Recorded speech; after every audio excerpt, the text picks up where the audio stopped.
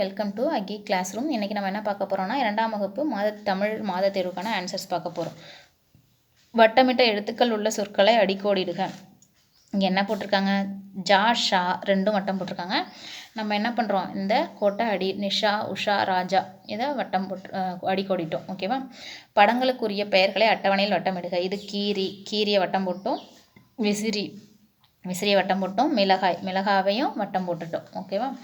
அடுத்து தொடர்புடைய தொடர்களை எடுத்து எழுதுக. கடலில் என்ன தொடர் வரும் நமக்கு? மீன் பிடி சிப்பிப்பார். இங்கே அட்டவணையிலேருந்து தான் எடுத்து எழுதுகிறோம்.